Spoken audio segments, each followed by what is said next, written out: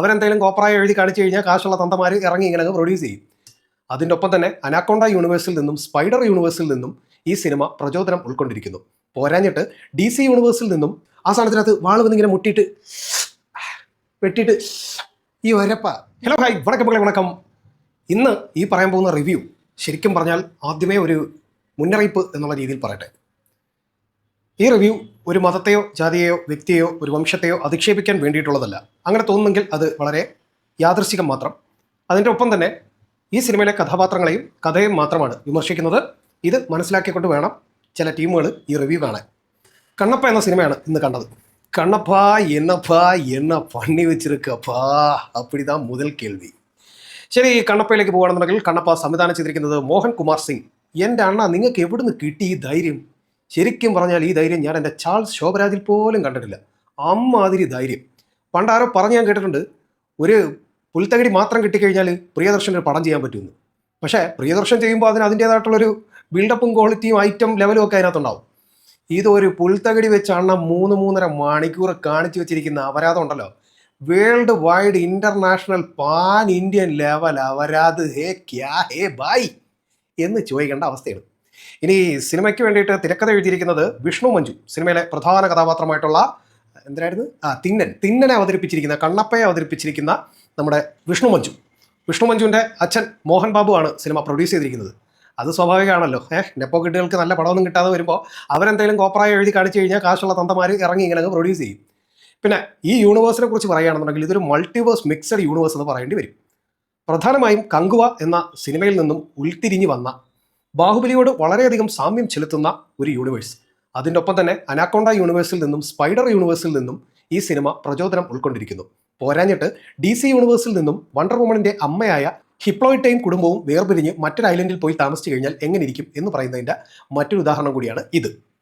സിനിമയെക്കുറിച്ച് പറയുകയാണെന്നുണ്ടെങ്കിൽ നിങ്ങൾ ട്രെയിലറിൽ കണ്ടിട്ടുള്ള കുറേ സാധനങ്ങളുണ്ട്. അതായത് ദൈവവിശ്വാസമില്ലാതെ നടക്കുന്ന കുട്ടിക്കണ്ണപ്പയുടെ കുട്ടിക്കാരനെ പിന്നെ നമ്മുടെ ഐശ്വര്യ, നരസിംഹത്തിലെ ഐശ്വര്യ, പുള്ളിക്കാരി അവിടുത്തെ മറ്റേ മന്ത്രവാദിനിയാണ്, നാട്ടമ്മ എന്ന് വിളിക്കുക. അപ്പം നാട്ടമ്മ പറയും ഒരു ചെറുക്കനെ ബലി കൊടുത്താൽ മാത്രമേ ഈ നാടിനെ രക്ഷിക്കാൻ പറ്റുള്ളൂ. അങ്ങനെ നമ്മളെ കുട്ടിക്കണ്ണപ്പയുടെ കൂട്ടുകാരനെ പിടിച്ച് ബലി കൊടുത്തളായി. ഇതിൽ പ്രതിഷേധിക്കുന്ന കുട്ടിക്കണ്ണപ്പ ദൈവവിരോധിയായി മാറും.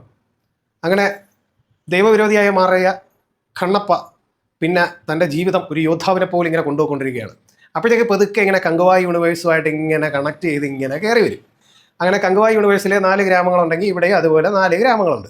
ഈ 4 ഗ്രാമങ്ങളെന്ന് പറഞ്ഞു കഴിഞ്ഞാൽ ഒരു ചുറ്റപ്പെട്ടൊരു മലയുടെ ഒരു ഏരിയ. അതിൻ്റെ താഴെ കാണുന്ന 4 കുടിലുകളാണ് ഇവരുടെ 4 തറവാടെന്ന് പറയുന്നത്. ഇവരെല്ലാവരും അങ്ങോട്ടും ഇങ്ങോട്ടൊക്കെ കണ്ടും ചിരിച്ചൊക്കെയാണ് ഇരിക്കുന്നത്. പക്ഷേ കാര്യത്തോടെടുക്കുമ്പോൾ ഇവർ വലിയ വിഷയങ്ങളാവും. അങ്ങനെ 4 പേരും പിന്നെ ഒരേ ഏരിയ തന്നെ ജീവിക്കുന്ന ടീമുകൾ. അതിൻ്റെ ഇടയിൽ കുറേ വിഷയങ്ങൾ ഇങ്ങനെ സംഭവിച്ചിങ്ങനെ വരുമ്പോഴത്തേക്കൊണ്ട് വരുന്ന ബാഹുബലി യൂണിവേഴ്സിൽ തമന്നെ കണ്ടുമുട്ടുന്ന സീനുകൾ.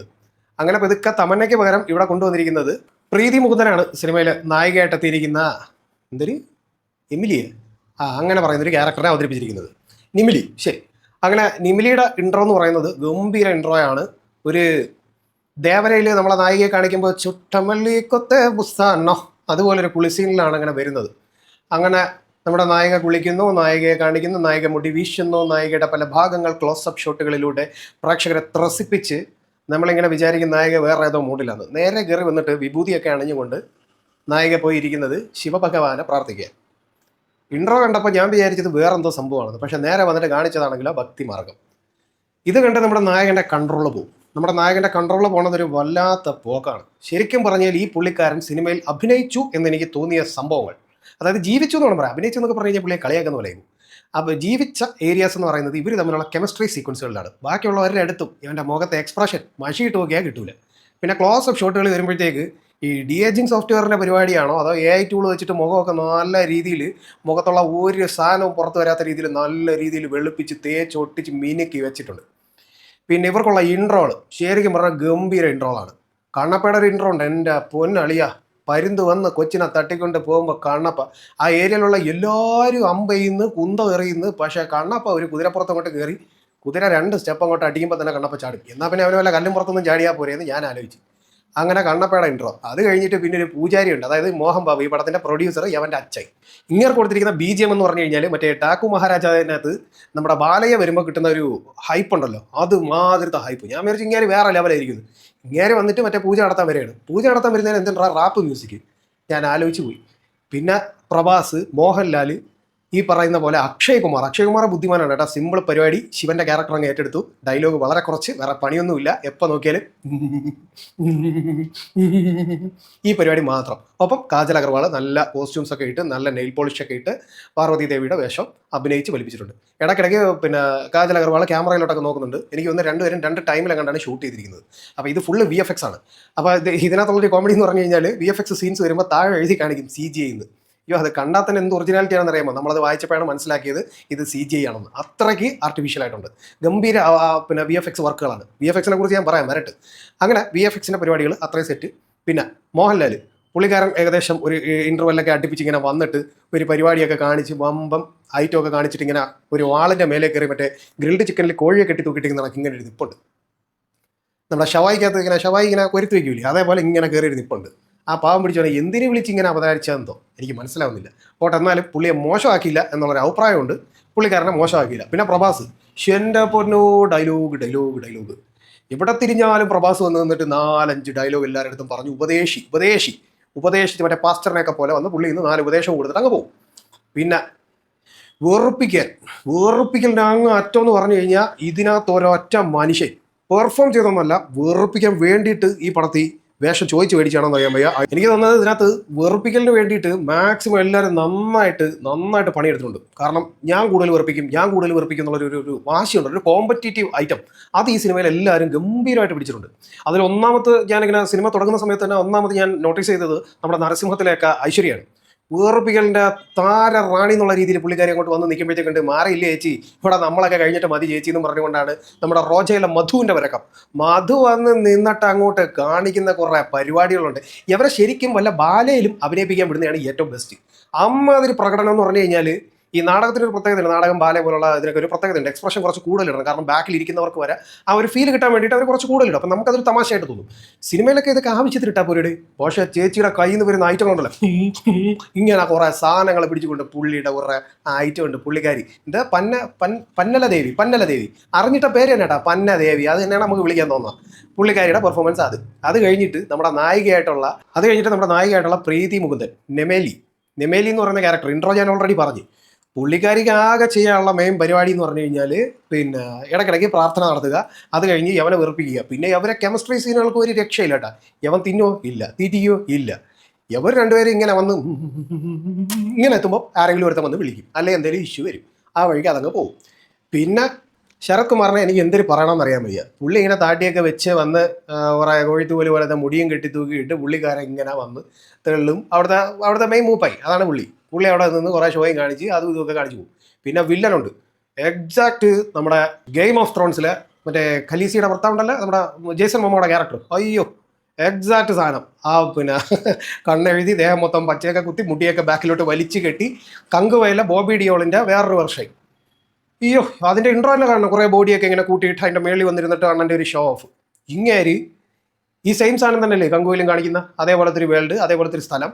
അത് പിന്നെ വേറെ സ്ഥലമൊക്കെ ഉണ്ടെന്നൊക്കെ പറയുകയെങ്കിലും ചെയ്യും. ഇതൊന്നുമില്ല. ഇവരെല്ലാവരും അപ്പുറമൊക്കെ തന്നെ താമസിക്കുന്ന ഒരു കുന്നിൻ്റെ അപ്പുറം അവർ, ഈ കുന്നിൻ്റെ ഇപ്പുറം ഇവർ. പിന്നെ 2 കുന്നിൻ്റെ നടുക്കുള്ള താഴ്വാരത്തിൽ ഇവരെല്ലാവരും കൂടെ കൂര കെട്ടി താമസിക്കുന്നത്. എന്നിട്ട് ഇവർ പറയുന്നത് ഇവർ 4 രാജ്യങ്ങളാണെന്ന്. ഓക്കെ, ശരി, നമ്മളെല്ലാം അക്സെപ്റ്റ് ചെയ്ത്. ഇവിടെ ഈ സിനിമ പിന്നെ ഒരു പോക്കാണ്, കയറി ഒരു പോക്ക്. ഫസ്റ്റ് ഹാഫ് അത്യാവശ്യം നല്ല ചിരിക്കാനുള്ള കണ്ടന്റുകൾ വെച്ച് സെഞ്ച് കൊണ്ടുപോകണം ഐറ്റം. സെക്കൻഡ് ഹാഫിലോട്ട് മോഹൻലാലിൻ്റെ ഒരു ഇൻട്രോ കൊണ്ടുവന്നിട്ട് പുള്ളിക്കാരൻ്റെ ഒരു ഇൻ്റർവെൽ പഞ്ചുണ്ട്. ആരാണിവൻ? ഈ കഥയിൽ അപ്രതീക്ഷിതമായി കടന്നു വന്ന ഈ കഥാപാത്രത്തിന് ഇനി എന്താകും ഈ സിനിമയിലുള്ള റോൾ? ഇയാൾ എന്തിനായിരിക്കും നമ്മുടെ കണ്ണപ്പയുടെ മുമ്പിൽ അക്രമാസക്തനായി നിൽക്കുന്നത്? ഈ കുടുംബത്തെ ഇനി രക്ഷിക്കാൻ കണ്ണപ്പയ്ക്ക് സാധിക്കുമോ? ഈ നഗരത്തിനെ ഇനി എങ്ങനെ നമ്മൾ രക്ഷിക്കും? കണ്ടറിയുക കണ്ണീർ കാഴ്ചകളുടെ യുദ്ധ കോലാഹലങ്ങളുടെ കണ്ണപ്പ ആരാണിവൻ. ഇങ്ങനെ ഒരു സാധനം. പക്ഷെ എൻ്റെ പൊന്നട എന്തുവാ എഴുതി വെച്ചിരിക്കുന്നത്? ആരാണിവൻ? ഇൻ്റർവെൽ പഞ്ചിന് കൊണ്ടുവച്ച ഐറ്റോ. ഇൻ്റർവെൽ പഞ്ച് കഴിഞ്ഞാൽ അതേ സീൻ വീണ്ടും റിപ്പീറ്റ് അടിച്ചിട്ട് പിന്നെ കോമഡി ഇട്ട് അയ്യരുകളിയാണ്. കോമഡി എന്ന് പറഞ്ഞു കഴിഞ്ഞാൽ ഗംഭീര ഐറ്റം, ചിരിപ്പിക്കാനുള്ള കുറേ പരിപാടികൾ, ഹെവി ബിൽഡപ്പ് കൊടുത്തിട്ടാണ് നമ്മുടെ വില്ലനെയൊക്കെ കൊണ്ടുവന്ന് നിർത്തിയിട്ട് അവസാനം മറ്റേ ചപ്പാത്തിക്ക് മാവ് ഉഴങ്ങണ കണക്ക് 2 അടി അവൻ ചത്തുപോയി. അതേപോലെ തന്നെ അവർ ഒരു 10,000-10,000 പേര്, അവർ പറയുന്ന ലക്ഷങ്ങളാണ്, ഓക്കെ ശരി, ലക്ഷക്കണക്കിന് ആൾക്കാർ ഇങ്ങനെ യുദ്ധത്തിന് വന്നുകൊണ്ടിരിക്കുന്നത്. ആകെ ഇവിടെ 12 പേരാണ് തിരിച്ചങ്ങോട്ട് അടിക്കാനുള്ളത്. ഈ 12 പേരുടെ വികാരം കാണിക്കാൻ വേണ്ടി ഓരോരുത്തർ ക്ഷീണിച്ച് കുഴഞ്ഞിങ്ങനെ കല്ലിലൊക്കെ ഇങ്ങനെ വന്ന് ഇങ്ങനെ നിൽക്കുന്ന ഒരു സീൻ. പക്ഷെ എൻ്റെ പൊന്നോ, തിയേറ്ററിലൊക്കെ എന്ന് പറഞ്ഞാൽ കയ്യടിയും ചിരിയുമായിരുന്നു. അസാധ്യ സീൻ. മേക്കിംഗ് എന്ന് പറഞ്ഞാൽ ഇങ്ങനെ തന്നെ ചെയ്യണം. പിന്നെ ഇതിനെങ്ങനെ ബിൽഡപ്പ് ചെയ്ത് കൊണ്ടുപോയിട്ട് കഥ ഒരിടത്ത് കൊണ്ടുവന്ന് ഇങ്ങനെ നിർത്തുമ്പോൾ നമ്മൾ വിചാരിക്കും ഓഹ് പാടം ഏകദേശം തീർന്നടാ എന്ന്. പക്ഷെ തീർന്നിട്ടില്ല. അവിടെ കഥ വീണ്ടും തുടങ്ങുകയാണ്. അങ്ങനെ തുടങ്ങി അടുത്ത ഒരു ഏരിയ കൊണ്ടുവന്ന് നിർത്തുമ്പോൾ നമ്മൾ വിചാരിക്കും പടം ഇവിടെ തീർന്നത്. നോ, പടം അവിടെയും തീരത്തില്ല. കഥ അടുത്ത ലെവലിലേക്ക് കിടക്കും. അവിടുന്ന് പിന്നെ ഒരു പോക്കാണ്. ആ പോക്കെന്ന് പറഞ്ഞു കഴിഞ്ഞാൽ അവിടെ ഒരു പാട്ട് സാധനമൊക്കെ കൊണ്ടുവച്ചിട്ടുണ്ട്. അയ്യോ, ரொம்ப അടിപൊളിയാണ് കേട്ടോ. ആ പാട്ടിനകത്ത് കുറേ സ്റ്റെപ്പുകളുണ്ട്. ഇവൻ്റെ ഈ വിഷ്ണു മഞ്ജുവിൻ്റെ അപാര സ്റ്റെപ്പുകളെന്ന് പറഞ്ഞു കഴിഞ്ഞാൽ പ്രേക്ഷകന് തിയേറ്ററിൽ ഇരുന്ന് മനസ്സറിഞ്ഞ് ചിരിക്കാനുള്ള അടാർ ഐറ്റങ്ങൾ ഒരു അഭിനേതാവ് എന്ന നിലയിൽ വിഷ്ണു മഞ്ജു വാരി കോരി കൊടുത്തിട്ടുണ്ട്. മുഖത്തൊരു എക്സ്പ്രഷൻ പോലും വരാതെ പുള്ളിക്കാരൻ എങ്ങനെ ഇത് പിടിച്ച് ചെയ്തു എന്നുള്ളതാണ് ഞാൻ ആലോചിക്കുന്നത്. അത്ര ഗംഭീര പെർഫോമറാണ് കേട്ടോ. ഗംഭീര പെർഫോമർ എന്ന് പറഞ്ഞു കഴിഞ്ഞാൽ മനുഷ്യനെ ചിരിപ്പിക്കാൻ ഇങ്ങേർക്ക് കഴിവുണ്ടോ എന്ന് ഞാൻ ആലോചിച്ചു പോയി. അത്ര മികച്ച പെർഫോമൻസ്. നമ്മൾ ഞെട്ടും. ആ ഒരു സാഹചര്യം വെച്ച് കഴിഞ്ഞാൽ ഇത്രയും ക്രൂഷ്യൽ ആയിട്ടുള്ള സിറ്റുവേഷനിൽ പോലും പുള്ളിയുടെ കയ്യിൽ നിന്നിടുന്ന ചില സ്റ്റെപ്പുകൾ, കോമഡി ഐറ്റങ്ങളൊക്കെ വരുന്നതെന്ന് പറഞ്ഞു കഴിഞ്ഞാൽ പ്രേക്ഷകൻ പൊട്ടിച്ചിരിച്ചു. അതേപോലെ തന്നെ അക്ഷയ് കുമാർ എപ്പോഴും ഇങ്ങനെ മറ്റേ കൈലാസത്തിൽ ഇരിക്കുകയാണ് പുള്ളി. അപ്പോൾ ഇത് കാരണം സീതാദേവി ഇങ്ങനെ നോക്കുമ്പോൾ ശിവൻ ഇരിക്കുന്ന ഇവിടെയാണ്. അങ്ങനെയൊക്കെയുള്ള കുറേ ഐറ്റങ്ങളുണ്ട്. അപ്പോൾ അത് ഗംഭീര പരിപാടിയാണ് അവർ ചെയ്തു വെച്ചിരിക്കുന്നത്. ഇവർ സെലക്ട് ചെയ്തിരിക്കുന്നത്, എനിക്ക് പ്ലസ് ആയിട്ട് തോന്നിയൊരു കാര്യം എന്ന് പറഞ്ഞു കഴിഞ്ഞാൽ ഇവർ സെലക്ട് ചെയ്തിരിക്കുന്നത് ന്യൂസിലൻഡ് പോലത്തെ സ്ഥലമൊക്കെ ആണെന്നാണ് പറഞ്ഞു കേട്ടത്. സോ ആ ലൊക്കേഷൻസിൻ്റെ ലാൻഡ്സ്കേപ്പുകൾ ഭയങ്കര അടിപൊളി ലാൻഡ്സ്കേപ്പുകൾ ഇവർ സെലക്ട് ചെയ്തിട്ടുണ്ട്. വിഷ്വൽ ക്വാളിറ്റി അത്യാവശ്യം നല്ല രീതിയിലുണ്ട്. ഈ CGI എന്ന് എഴുതി കാണിച്ചില്ലായിരുന്നെങ്കിൽ ഒരു പക്ഷേ നമ്മൾ വിചാരിച്ചാൽ ഇത് റിയൽ സ്ഥലങ്ങൾ തന്നെയാണ്. കാരണം അതിന് ആർട്ടിഫിഷ്യലായിട്ടാണ് പണിഞ്ഞു വെച്ചിരിക്കുന്നത്. ഗംഭീര ആർട്ട് വർക്കുകളാണ്. അതേപോലെ തന്നെ ഇവരുടെ കോസ്റ്റ്യൂം ഡിസൈനറിന് ഒരു മുത്തം, ഒരു മുത്തം എന്ന് പറഞ്ഞാൽ ചെറിയ മുത്തമല്ല, നല്ലൊരു മുത്തം കൊടുക്കണം. അമ്മാതിരി സാധനങ്ങളാണ് പടച്ചു വെച്ചിരിക്കുന്നത്. വെട്ടിക്കെട്ട് ഐറ്റങ്ങൾ. കോസ്റ്റ്യൂം ഡിസൈനിങ് എന്ന് പറഞ്ഞു കഴിഞ്ഞാൽ വേറെ ലെവലാണ്. ആ കാലത്തൊക്കെ ഇമാതിരി കോസ്റ്റ്യൂമുകൾ ചെയ്തു വെച്ചിരിക്കുന്നതെന്ന് പറഞ്ഞു കഴിഞ്ഞാൽ വേറെ ലെവൽ. പിന്നെ ആക്ഷൻ കൊറിയോഗ്രാഫി ചെയ്തിരിക്കുന്ന മച്ചാൻ, അയാളുണ്ടല്ലോ പൂവിട്ടങ്ങ് തൊഴുതേക്കണം, വേറെ ഒന്നുമില്ല. കാരണം ഇതിനകത്ത് കുറേ വാൾപ്പയറ്റ് സാധനങ്ങൾ വരും. ആ സാധനത്തിനകത്ത് വാൾ വന്നിങ്ങനെ വെട്ടിയിട്ട് ഈ ഒരപ്പ ഇങ്ങനെ ഒരച്ചങ്ങ് പോകും. അത് കഴിഞ്ഞിട്ട് ഇടിക്കുന്നതാ. അണ്ണാ ഞാൻ കൈ വെച്ച്, അണ്ണാ എക്സ്പ്രഷൻ ഇട്, ഇതാണ് കാണിച്ചുകൊണ്ടിരിക്കുന്നത്. അഡാർ ആക്ഷൻ കൊറിയോഗ്രാഫി ഗംഭീരം. ആകെ പണിയെടുത്ത് വെച്ചിരിക്കുന്നത് സിനിമാറ്റോഗ്രാഫർ. അത്യാവശ്യം നല്ല ലൊക്കേഷനുകൾ പുള്ളിക്കാരൻ ഒപ്പിയെടുത്തിട്ടുണ്ട് പല ഏരിയാസും. പിന്നെ അതുപോലെ തന്നെ ഈ മ്യൂസിക് സ്റ്റീഫൻ ദേവസിയാണ് പുള്ളിക്കാരനാണ് ഇതിന് മ്യൂസിക് ചെയ്തിരിക്കുന്നത്. ഇതൊരു ട്രാൻസ് മ്യൂസിക് സെറ്റപ്പിലാണ് പുള്ളി ചെയ്തു വെച്ചിരിക്കുന്നത്. പുള്ളിയെടുത്ത് എനിക്ക് തോന്നുന്നൊരു പുതിയ ടൈപ്പിൽ, ഇപ്പോൾ മറ്റേ ബ്രഹ്മാസ്ത്രമൊക്കെ വന്നില്ലേ, ആ ഒരു ടൈപ്പിൽ കഥ പറയുന്ന രീതിയിലായിരിക്കണം പുള്ളി എടുത്ത് പറഞ്ഞത്. പുള്ളി അതിനനുസരിച്ച് ഈ റാപ്പ് സെറ്റപ്പിലൊക്കെ ഉള്ള ഐറ്റമാണ് പിടിച്ചു വെച്ചിരിക്കുന്നത്. പുള്ളി അമ്മാതിരി പിടുത്തമാണ്. പക്ഷേ അതൊക്കെ കേൾക്കാൻ രസമുണ്ട് കേട്ടോ. ഇവിടുത്തെ പെർഫോമൻസ് കാണുമ്പോഴത്തേക്ക് നമുക്ക് അതും ഇതുമായിട്ട് യാതൊരു ബന്ധമില്ല. രണ്ട് യൂണിവേഴ്സിൽ വന്നതായിട്ട് നമുക്ക് ഫീൽ ചെയ്യും. അതത്ര മികച്ച രീതിയിലാണ് ബ്ലെൻഡ് ചെയ്ത് വെച്ചിരിക്കുന്നത്. എന്താണെങ്കിലും ശരിക്കും പറഞ്ഞാൽ മോഹൻ കുമാർ സിംഗ് പുള്ളിക്കാരൻ്റെ മേക്കിംഗ് ലെവല് കുറച്ചുകൂടി ഇങ്ങനെ വേറെ ലെവലിലോട്ട് സാധനം വരണം. ഇനിയും വരണം. പുള്ളിയുടെ ഇനിയും ഉണ്ട് ഐറ്റം. അത് തെളിയിച്ച് കാണിക്കുന്നതാണ് കണ്ണപ്പ. ഇതിൻ്റെ അവസാനം എന്ന് പറഞ്ഞു കഴിഞ്ഞാൽ തനി നാടക, എന്താ പറയുക, ഈ നമ്മളെ സ്കിറ്റുകാർ കാണിക്കുന്ന ഒരു നാടക സാധനം ഉണ്ടല്ലോ, സ്കിറ്റിൻ്റെ നാടക സാധനം, ഈ ബാല എന്നൊക്കെ പറയുന്ന ഐറ്റം ഒക്കെ ഉണ്ടല്ലോ, സ്കിറ്റുകാർ, അതായത് കോമഡി ടീമുകളൊക്കെ കാണിക്കുന്ന ബാല ഐറ്റം ഉണ്ടല്ലോ, ആ ലെവൽ ഐറ്റമോ. ഇങ്ങനെ ഇറങ്ങിയൊരു പോക്കുണ്ട്. ഇങ്ങനെ കയറി പോയല്ല, ഇങ്ങനെ ഇറങ്ങിയൊരു വിറക്കമുണ്ട്. ആ ലെവലിൽ നിന്നുകൊണ്ടുള്ള കുറേ പരിപാടികൾ എൻ്റെ പൊന്നളിയ. നിങ്ങൾ ഈ പടം തിയേറ്ററിൽ തന്നെ കാണണം. നിങ്ങൾ എക്സ്പീരിയൻസ് ചെയ്താൽ പോരാ, നിങ്ങൾ അനുഭവിക്കണം. നിങ്ങൾ 3 മണിക്കൂർ ലൈഫിൽ നിങ്ങൾക്ക് വെറുതെ നഷ്ടപ്പെടുത്തണം.